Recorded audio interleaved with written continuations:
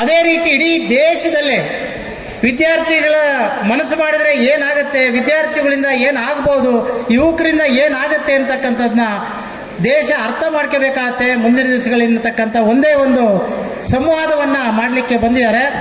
ಈ ನನಗೆ ಅವಕಾಶ ಕೊಟ್ಟಂಥ ನಿಮ್ಮೆಲ್ಲರಿಗೂ ಒಂದ್ಸೆ ನನ್ನ ಎರಡು ಮಾತು ಮಾಡ್ತೇನೆ. ಜೈ ಹಿಂದ್, ಜೈ ಕಟ್. ಸಂವಾದ ಕಾರ್ಯಕ್ರಮ ಅಂತ ಇಲ್ಲಿ ಮಾಡ್ತಾ ಇದ್ದಾರೆ. ಸೊ ಇದರ ಅವೇರ್ನೆಸ್ ಎಷ್ಟು ಜನಕ್ಕಿದೆ ಅನ್ನೋದು ಇಂಪಾರ್ಟೆಂಟ್. ಸ್ಟೂಡೆಂಟ್ಸ್, ನಿಮ್ಮ ಬಿಹೇವಿಯರ್ನ ನೀವು ರೆಪ್ರೆಸೆಂಟ್ ಮಾಡ್ತಾ ಇದ್ದೀರಾ.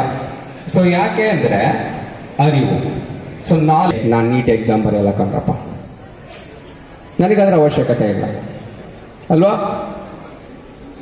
ನೋಡಿ, ನೀಟ್ ಒಂದೇ ಅಲ್ಲ, ನೀವು ಯಾವುದೇ ಒಂದು ಎಕ್ಸಾಮ್ ಅನ್ನೋದು 2-3 ದಿನದಲ್ಲಿ ಓದಿ ಕ್ರ್ಯಾಕ್ ಮಾಡಕ್ ಆಗಲ್ಲ, ವರ್ಷಾಂಗಟ್ಲೆ ಪ್ರಿಪರೇಷನ್ ಇರಬೇಕು ಅಂತ ಫೇಕ್ ಸ್ಟೇಟ್ಮೆಂಟ್ ಕೊಟ್ಟು ತನ್ನನ್ನು ತಾನಾಗಿ ಪ್ರೌಡ್ ಮಾಡ್ಕೊಂಡಿತ್ತು.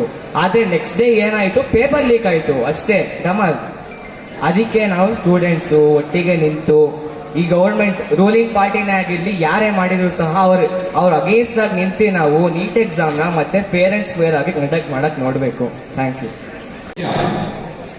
ಈ ದೇಶದ ಸಂಪತ್ತು, ಈ ದೇಶದ ಆಸ್ತಿ ನಿಜವಾಗಿ ಯಾರಾದ್ರೂ ಇದ್ರೆ ಅದು ವಿದ್ಯಾರ್ಥಿಗಳು ಮಾತ್ರ ಕಟ್ಟಲಿಕ್ಕೆ ಸಾಧ್ಯವಾಗ್ತದೆ. ದಯಮಾಡಿ ಶಾಂತತೆಯಿಂದ ಈ ಒಂದು ಕಾರ್ಯಕ್ರಮವನ್ನು ನಡೆಸ್ಕೊಳ್ಬೇಕಾಗಿರ್ತಕ್ಕಂಥದ್ದು ನಿಮ್ಮದು ಕೂಡ ಒಂದು ದೊಡ್ಡ ಜವಾಬ್ದಾರಿ ಇದೆ. ಅದೇ ರೀತಿ ಈ ಒಂದು ಕಾರ್ಯಕ್ರಮದ ಪ್ರಾಸ್ತಾವಿಕ ನುಡಿಯಲು ಬರ್ತಾ ಇದ್ದಾರೆ ಕುಮಾರ್ ಅವರು, ರಾಜ್ಯ ಯುವ ಕಾಂಗ್ರೆಸ್ ಪ್ರಧಾನ ಕಾರ್ಯದರ್ಶಿಗಳು.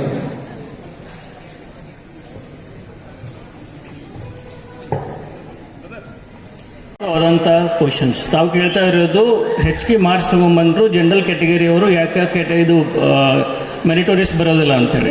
ಗುಡ್. ಕಾಂಪಿಟೇಷನ್ ಇರೋದೇನು, ಕಾಂಪಿಟೇಷನಲ್ಲಿ ಬಂದವ್ರಿಗೆ ರಿಸರ್ವೇಷನ್ ಸೈಡ್ಗೆ ಇಟ್ಬಿಡೋಣ. ಅದು ಭಾಳಷ್ಟು ದೊಡ್ಡ ಪ್ರಮಾಣದಲ್ಲಿ ಇಲ್ಲ, ಲೆಸ್ ದೆನ್ 50% ಇದೆ.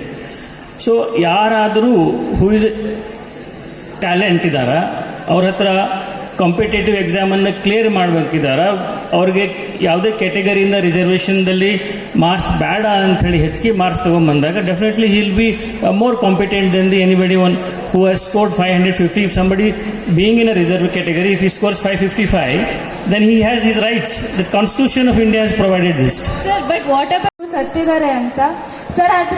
ಅದೇ ಜನರಲ್ ಕೋಟಾದಲ್ಲಿ ಇರ್ತಾರೆ, OBC ಕೋಟಾದಲ್ಲಿ ಇರ್ತಾರೆ, ಅದೇ ಅವರು ಒಳ್ಳೆ ಮಾರ್ಕ್ಸ್ ತಂದಿರ್ತಾರೆ ನೀಟ್ ಎಕ್ಸಾಮಲ್ಲಿ, ಲೈಕ್ 650 ವಾಟ್ ಎವರ್. ಅದೇ ನಾವು ಜನರಲ್ ಕೋಟಾದಿಂದ ಬಂದಾಗ ಅವರಿಗೆ ಕಮ್ಮಿ ಮಾರ್ಕ್ಸ್ ತೆಗೆದಿದ್ದಾಗಲೂ ಅವರಿಗೆ ಸೀಟ್ ಸಿಗುತ್ತೆ. ವಾಟ್ ಅಬೌಟ್ ದ ಪ್ರತಿಭಾವಂತ ಸ್ಟೂಡೆಂಟ್ಸಿಗೆ ಯಾಕೆ ಸೀಟ್ ಸಿಗಲ್ಲ? ಅಷ್ಟು ಮಾರ್ಕ್ಸ್ ತೆಗೆದಿದ್ರು ಯಾಕೆ ಸೀಟ್ ಸಿಗಲ್ಲ? ನಾವಿಲ್ಲಿ ಕ್ಯಾಸ್ಟಿಸಮ್ ಬೇಡ, ಸ್ಟೇಟ್ ಕ್ಯಾಸ್ಟಿಸಮ್ ಬೇಡ ಅಂತ ಇದ್ರೂ ಕೂಡ ನಾವು ಕಾಂಪಿಟೇಟಿವ್ ಎಕ್ಸಾಮಲ್ಲಿ ಮಾತ್ರ ಕ್ಯಾಸ್ಟಿಸಮ್ ಬಗ್ಗೆ ಯೋಚನೆ ಮಾಡ್ತೀವಿ. ಅದು ಯಾಕೆ? ನಾವೇನಾದರೂ ತಂದುಬಿಟ್ರೆ ಈ ಥರದ ಕ್ವಶನ್ಸ್ ನಮ್ಮಲ್ಲಿ ಸ್ಟೂಡೆಂಟ್ಸಲ್ಲಿ ಪ್ರಾಬಬ್ಲಿ ಬರಲಿಕ್ಕಿಲ್ಲ. ನಾವು ಅದನ್ನು ಪ್ರಯತ್ನ ಮಾಡ್ತಾ ಇದ್ದೀವಿ. ಅದಕ್ಕಿನ್ನೂ ಸ್ವಲ್ಪ ರಿಫಾರ್ಮ್ ಬೇಕು, ಕಾನ್ಸ್ಟಿಟ್ಯೂಷನಲ್ ಅದೆಲ್ಲ ಅಮೆಂಡ್ಮೆಂಟ್ಸ್ ತರಬೇಕಾಗುತ್ತಾ. ತಾವು ಧ್ವನಿ ಎತ್ತಿದ್ದನ್ನು ನಾವು ಡೆಫಿನೆಟ್ಲಿ ಇದನ್ನು ಸರ್ಕಾರದ ಮಟ್ಟದಲ್ಲೇನೂ ಒಯ್ತೀವಿ. ನಿಮ್ಮಂಥ ಧ್ವನಿಗಳು ಇನ್ನೂ ಸಾಕಷ್ಟು ಇದೆ, ಬರ್ತಾ ಇವೆ. ಅವನ್ನೆಲ್ಲ ಸೇರಿಸ್ಕೊಂಡು ನಾವು ಸರ್ಕಾರ ಜೊತೆ ಮಾತುಕತೆ ಮಾಡಿ ಈ ಪ್ರಾಬ್ಲಮ್ಗೆ ಸೊಲ್ಯೂಷನ್ ಹುಡುಕಲಿಕ್ಕೆ ಪ್ರಯತ್ನ ಮಾಡ್ತೀವಿ. ಇದನ್ನು ರೀಲ್ ಮಾಡಿದರೆ ಸರ್ಕಾರದ ಮಟ್ಟಕ್ಕೆ ಡೆಫಿನೆಟ್ಲಿ ಹೋಗುತ್ತೆ. ಇತಿಹಾಸದಲ್ಲಿ ಬಹಳಷ್ಟು ಪ್ರೂಫ್ಗಳಿದೆ. ವಿದ್ಯಾರ್ಥಿಗಳು ಎಚ್ಚೆತ್ತಾಗ ಸರ್ಕಾರನ ಪಲ್ಟಿ ಆಗಿದ್ದಾವ. ಬಟ್ ಆ ಎಚ್ಚೆತ್ತುಕೊಳ್ಳದೆ ನೀವು ಸುಮ್ಮನೆ ನಿಮ್ಮ ಮನಸ್ಸಿನಲ್ಲಿದ್ದಂಥ ಸಿಟ್ಟನ್ನು, ಬಡವನ ಸಿಟ್ಟು ದವಡಿಗೆ ಮೂಲ ಅಂದಂಗೆ ತಾವು ನಿಮ್ಮ ಮನಸ್ಸಿನಲ್ಲಿ ಇಟ್ಕೊಂಡು ಕುಂತ್ಬಿಟ್ರೆ ಸರ್ಕಾರಕ್ಕೆ ಗೊತ್ತಾಗೋದಿಲ್ಲ. ಹಿಂದಿಯಲ್ಲಿ ಒಂದು ಮಾತಿದೆ, ಸರ್ಕಾರ ಹಮೇಶಾ ಸೆ ಅಂದಿ ಅವ್ರ ಬೆಹರಿ ಹೋತಿ. ಅದಕ್ಕೆ ಕಣ್ಣು ಇರೋದಿಲ್ಲ, ಕಿವಿನೂ ಕಾಣೋದಿಲ್ಲ. ಅದಕ್ಕೆ ಗೊತ್ತಾಗೋದೇನೆಂದ್ರೆ ವಿದ್ಯಾರ್ಥಿಯ ಕೂಗು. ಆ ಕೂಗು ಹೊರಗೆ ಬರದೆ ಹೋದರೆ ಸರ್ಕಾರ ಎಂದೂ ತಮ್ಮ ಸ್ಪಂದನೆಗೆ ಬರೋದಿಲ್ಲ. ಅದು ಒಂಥರ ಟ್ರಾನ್ಸ್ಪರೆನ್ಸಿ ಮಾಡಲಿಕ್ಕೆ ಅಥವಾ ಸೀಕ್ರೆಸಿನ ಮೇಂಟೈನ್ ಮಾಡಲಿಕ್ಕೆ ಮಾಡ್ತಾರೆ ಅನ್ಬೋದು. ಬಟ್ ಹ್ಯಾಕ್ ಆಗ್ಬೋದಲ್ಲ, ಸರ್ವರ್ಸ್ಗಳು ಹ್ಯಾಕ್ ಆಗ್ಬೋದು. ಅದು ಸದ್ಯಕ್ಕೆ ಇನ್ನೂ ಡಿಸ್ಕಷನಲ್ಲಿ ಇರ್ಬೋದು. ಇಂಪ್ಲಿಮೆಂಟೇಷನ್ ಬರೋದು ಕಷ್ಟ ಆಗ್ಬೋದು. ಬರುತ್ತೆ, ಕನ್ನಡ ಗೊತ್ತಾಗುತ್ತಲ್ಲ. ನೀವೆಲ್ಲರೂ ಏನು ಮಾಡಾಕತ್ತೀರಿ, ಗೂಗಲ್ ಕೇಳಾಕತ್ತೀರಿ. ನೀವು ಗುರುಗಳಿಗೆ ಕೇಳ್ರಿ ಎಲ್ಲ, ರೈಟ್ಫುಲ್ ಮ್ಯಾನರ್ ಮುಂದೆ ಹೋಗಬೇಕು. ಯಾಕಂದರೆ ನಿಮ್ಮ ಕಡೆ ಕೆಪಾಸಿಟಿ ಇಲ್ಲ ಅದನ್ನು ಪ್ರಶ್ನೆ ಪತ್ರಿಕೆ ಖರೀದಿ ಮಾಡಲಿಕ್ಕೆ. ಪ್ರಶ್ನೆ ಪತ್ರಿಕೆ ಲೀಕ್ ಮಾಡೋರು ಲಕ್ಷಾಂತರ ರೂಪಾಯಿಯಿಂದ ಅದನ್ನು ಮಾರಾಟ ಮಾಡ್ತಾರೆ. ಅಷ್ಟು ಕೊಟ್ಟು ನಿಮ್ಮ ಪೇರೆಂಟ್ಸ್ಗೆ ಇರಲಿಕ್ಕಿಲ್ಲ, ಹಾಗಾಗಿ ನೀವು ಅದನ್ನು ಖರೀದಿ ಮಾಡೋದಿಲ್ಲ. ಆಮೇಲೆ you are confident on yourself. Sir ಹಂಗಾರೆ ವಾಟ್ಸ್ ದ ಪಾಯಿಂಟ್ ಸೆಕೆಂಡ್ ಎಕ್ಸಾಮ್ನ ಕಂಡಕ್ಟ್? ಅದಕ್ಕೆ ಅದಲ್ಲ ತಾನೇ, ಪ್ರತಿಯೊಂದು ಡಿಪಾರ್ಟ್ಮೆಂಟ್ ಒಂದು ಮಿನಿಸ್ಟರ್ ಇರ್ತಾರೆ. ಎಕ್ಸ್ಪೆಕ್ಟೇಷನ್ ಏನಿರುತ್ತೆ, ಸರ್ಕಾರ ಬಹಳ ಒಳ್ಳೆ ರೀತಿಯಿಂದ ವಿದ್ಯಾರ್ಥಿಯ ಭವಿಷ್ಯದ ಬಗ್ಗೆ ಯೋಚನೆ ಮಾಡಿಕೊಂಡು ಅವರ ಭವಿಷ್ಯವನ್ನು ಇನ್ನೂ ಉನ್ನತ ಮಟ್ಟಕ್ಕೆ ಒಯ್ಯಲಿಕ್ಕೆ ಟ್ರಾನ್ಸ್ಪರೆಂಟ್ ರೀತಿಯಿಂದ ನೀಟ್ ಎಕ್ಸಾಮ್ ಕಂಡಕ್ಟ್ ಮಾಡಬೇಕು. ನೀಟ್ ಅಂದ ಅಂತಲ್ಲ, ಬಟ್ ಯಾವುದೇ ಎಕ್ಸಾಮ್ಸ್ ಕಂಡಕ್ಟ್ ಮಾಡ್ದಾರ ಅಂತೇಳಿ ವಿಶ್ವಾಸದ ಮೂಲಕನೇ ನಾವು ನೀವು ಇವತ್ತು ಜೀವಂತ ಇರೋದು. ಆ ವಿಶ್ವಾಸದ ದ್ರೋಹ ಇದೆಯಲ್ಲ, 21 ಮಂದಿ ಆತ್ಮಹತ್ಯೆ ಮಾಡ್ಕೊಂಡಿರ್ಬೋದು, 21 ಮಂದಿ ಆತ್ಮಹತ್ಯೆ ಮಾಡ್ಕೊಂಡಿದ್ದಾರೆ. ಆದರೆ ಸುಮಾರು 7.5 ಲಕ್ಷ ಜನರ ಕನಸನ್ನು ಕೊಗ್ಗಲೆ ಆಗಿದೆ. ಅದರ ವಿರುದ್ಧ ಇದು ನಮ್ಮ ಹೋರಾಟ ಇರೋದ್ರಿಂದ ಇದನ್ನೆಲ್ಲ ಸರಿಪಡಿಸ್ಬೇಕು. ನಾವು ಇದನ್ನು ಸರಿಪಡಿಸ್ಬೇಕಂದ್ರೆ ನಾವು ನೀವೆಲ್ಲ ಒಗ್ಗಟ್ಟಾಗಿ ಹೋರಾಟ ಮಾಡಬೇಕಾಗ್ತದೆ. ತಂದುಬಿಟ್ರೆ ಈ ಥರದ ಕ್ವಶನ್ಸ್ ನಮ್ಮಲ್ಲಿ ಸ್ಟೂಡೆಂಟ್ಸಲ್ಲಿ ಪ್ರಾಬಬ್ಲಿ ಬರಲಿಕ್ಕಿಲ್ಲ. ನಾವು ಅದನ್ನು ಪ್ರಯತ್ನ ಮಾಡ್ತಾ ಇದ್ದೀವಿ. ಅದಕ್ಕಿನ್ನೂ ಸ್ವಲ್ಪ ರಿಫಾರ್ಮ್ ಬೇಕು, ಕಾನ್ಸ್ಟಿಟ್ಯೂಷನಲ್ ಅದೆಲ್ಲ ಅಮೆಂಡ್ಮೆಂಟ್ಸ್ ತರಬೇಕಾಗುತ್ತಾ. ತಾವು ಧ್ವನಿ ಎತ್ತಿದ್ದನ್ನು ನಾವು ಡೆಫಿನೆಟ್ಲಿ ಇದನ್ನು ಸರ್ಕಾರದ ಮಟ್ಟದಲ್ಲೇನೂ ಒಯ್ತೀವಿ. ನಿಮ್ಮಂಥ ಧ್ವನಿಗಳು ಇನ್ನೂ ಸಾಕಷ್ಟು ಇದೆ, ಬರ್ತಾ ಇವೆ. ಅವನ್ನೆಲ್ಲ ಸೇರಿಸ್ಕೊಂಡು ನಾವು ಸರ್ಕಾರ ಜೊತೆ ಮಾತುಕತೆ ಮಾಡಿ ಈ ಪ್ರಾಬ್ಲಮ್ಗೆ ಸೊಲ್ಯೂಷನ್ ಹುಡುಕಲಿಕ್ಕೆ ಪ್ರಯತ್ನ ಮಾಡ್ತೀವಿ. ಅದೇ ರೀತಿ ಇಡೀ ದೇಶದಲ್ಲೇ ವಿದ್ಯಾರ್ಥಿಗಳ ಮನಸ್ಸು ಮಾಡಿದರೆ ಏನಾಗುತ್ತೆ, ವಿದ್ಯಾರ್ಥಿಗಳಿಂದ ಏನಾಗ್ಬೋದು, ಯುವಕರಿಂದ ಏನಾಗುತ್ತೆ ಅಂತಕ್ಕಂಥದ್ದನ್ನ ದೇಶ ಅರ್ಥ ಮಾಡ್ಕೋಬೇಕಾಗತ್ತೆ. ಮುಂದಿನ ದಿವಸಗಳಿರ್ತಕ್ಕಂಥ ಒಂದೇ ಒಂದು ಸಂವಾದವನ್ನು ಮಾಡಲಿಕ್ಕೆ ಬಂದಿದ್ದಾರೆ.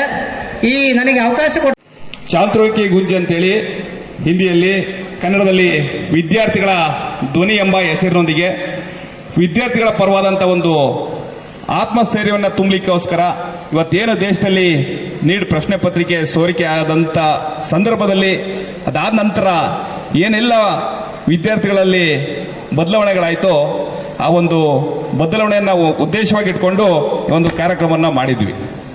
ಈ ಒಂದು ಕಾರ್ಯಕ್ರಮದಲ್ಲಿ ದೆಹಲಿಯಿಂದ AICCಯ ಸದಸ್ಯರು, ಹುಬ್ಬಳ್ಳಿ ಧಾರವಾಡದ ಕೂಡ ಪ್ರಾಧಿಕಾರದ ಅಧ್ಯಕ್ಷರಾಗಿ ಈ ಒಂದು ಕಾರ್ಯಕ್ರಮದ ವಿಶೇಷ ಸಂಯೋಜಕರಾಗಿ ಆಗಮಿಸಿರ್ತಕ್ಕಂಥ ಶಾಕೀರ್ ಸನದಿ ಅಣ್ಣನವರೇ, ಅದೇ ರೀತಿ ನಮ್ಮ ಜಿಲ್ಲಾ ಅಧ್ಯಕ್ಷ ಅಂತ ಲಕ್ಷ್ಮಣಣ್ಣನವರೇ, ಅದೇ ರೀತಿ ನಮ್ಮ ಜಿಲ್ಲಾ ಕಾರ್ಯದರ್ಶಿ ಅಂತ ಶಶಿಧರ್ ಅಣ್ಣನವರೇ, ಹಾಗೂ ನಮ್ಮ ರಾಜ್ಯ ಕಾರ್ಯದರ್ಶಿ ಅಂತ ಕುಮಾರಣ್ಣನವರೇ, ಅದೇ ರೀತಿ ವೇದಿಕೆ ಮೇಲೆ ಇರ್ತಕ್ಕಂಥ ಎಲ್ಲ ನಮ್ಮ ಹಾಸನ ನಗರದ ಪ್ರತಿಷ್ಠಿತ ಗೌರವಾನ್ವಿತ ಕಾಲೇಜಿನ ಪ್ರಾಂಶುಪಾಲರೇ ಹಾಗೂ ವೇದಿಕೆ ಮುಂಭಾಗ ಆಸೀನರಾಗಿರ್ತಕ್ಕಂತಹ ಕಾಲೇಜಿನ ಸಿಬ್ಬಂದಿ ವರ್ಗದವರೇ ಹಾಗೂ ನನ್ನೆಲ್ಲ ಅಚ್ಚುಮೆಚ್ಚಿನ ವಿದ್ಯಾರ್ಥಿನಿಯರುಗಳೇ, ತಾವೆಲ್ಲರೂ ಕೂಡ ಈ ಒಂದು ಕಾರ್ಯಕ್ರಮಕ್ಕೆ ಆಗಮಿಸಿದ್ರಿ.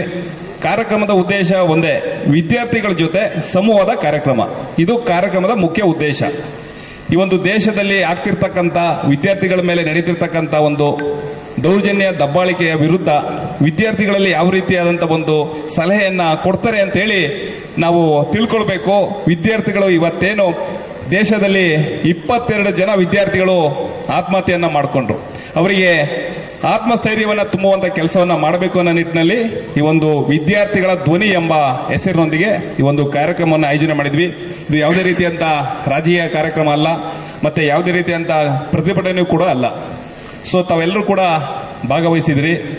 ನಿಮ್ಮ ಒಂದು ಒಪಿನಿಯನ್, ಈ ಒಂದು ನಮ್ಮ ಎಜುಕೇಷನ್ ಸಿಸ್ಟಮ್ ಯಾವ ರೀತಿ ಇದ್ದರೆ ಚೆನ್ನಾಗಿರುತ್ತೆ, ಪ್ರಶ್ನೆ ಪತ್ರಿಕೆಗಳು ಯಾವ ರೀತಿ ನಡಿಬೇಕು, ಪರೀಕ್ಷೆಗಳು ಯಾವ ರೀತಿ ನಡಿಬೇಕು, ಪ್ರಶ್ನೆ ಪತ್ರಿಕೆ ಸೋರಿಕೆ ಆಗಬಾರ್ದು, ವಿದ್ಯಾರ್ಥಿಗಳಲ್ಲಿ ಯಾವ ರೀತಿ ಯಾರು ಕೂಡ ಧೃತಿಗೆಡಬಾರ್ದು, ಧೈರ್ಯದಿಂದ ಪರೀಕ್ಷೆಗಳನ್ನ ಎದುರಿಸಬೇಕು ಅನ್ನೋ ಒಂದು ನಿಟ್ಟಿನಲ್ಲಿ ಒಂದು ಸಂವಾದ ಕಾರ್ಯಕ್ರಮನ ಇಟ್ಕೊಂಡಿದ್ವಿ.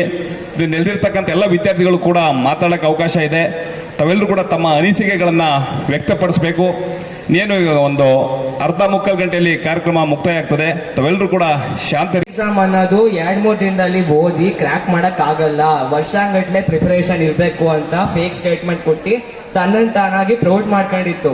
ಆದರೆ ನೆಕ್ಸ್ಟ್ ಡೇ ಏನಾಯಿತು, ಪೇಪರ್ ಲೀಕ್ ಆಯಿತು ಅಷ್ಟೇ ಗಮಲ್. ಅದಕ್ಕೆ ನಾವು ಸ್ಟೂಡೆಂಟ್ಸು ಒಟ್ಟಿಗೆ ನಿಂತು ಈ ಗೌರ್ಮೆಂಟ್ ರೂಲಿಂಗ್ ಪಾರ್ಟಿನೇ ಆಗಿರಲಿ ಯಾರೇ ಮಾಡಿದ್ರು ಸಹ ಅವ್ರ ಅಗೇನ್ಸ್ಟ್ ಆಗಿ ನಿಂತು ನಾವು ನೀಟ್ ಎಕ್ಸಾಮ್ನ ಮತ್ತೆ ಫೇರ್ ಆ್ಯಂಡ್ ಸ್ಕ್ವೇರ್ ಆಗಿ ಕಂಡಕ್ಟ್ ಮಾಡಕ್ಕೆ ನೋಡಬೇಕು. Thank you. ವಿದ್ಯಾರ್ಥಿಗಳ ಧ್ವನಿ ಈ ಕಾರ್ಯಕ್ರಮದ ಈ ಧನ್ಯವಾದ ತಿಳಿಸ್ತಾ ಮತ್ತು ನಮ್ಮ ಜಿಲ್ಲಾಧ್ಯಕ್ಷರಾದ ಲಕ್ಷ್ಮಣಣ್ಣವ್ರಿಗೂ ಮತ್ತು ಈ ಭಾಗದ ಜನಪ್ರಿಯ ಯುವಕರ ಗಣ್ಯಮಣಿ ಧನ್ಯವಾದ ತಿಳಿಸ್ತಾ ಏನು ನೀಟು ವಿಚಾರವಾಗಿ ನಾವು ಇಷ್ಟೊಂದು ವಿದ್ಯಾರ್ಥಿಗಳನ್ನ ಸೇರಿಸಿದಾರೆ, ಇಲ್ಲಿ ನಿಮ್ಮನ್ನ ಸೇರಿಸಿದಾರೆ, ಒಂದ್ ಕಡೆ ಸೇರಿಸಿದಾರೆ ಅಂದ್ರೆ ನೀವು ಯಾವ ತರ ಕಾರ್ಯಕ್ರಮನ ಒಂದು ಅಬ್ಸರ್ವ್ ಮಾಡಬೇಕು, ಯಾವ ತರ ಕೇಳಿಸ್ಕೋಬೇಕು ಅನ್ನೋದು ಒಂದು ಡಿಸಿಪ್ಲಿನ್ ಇಂದ ನೀವು ಈ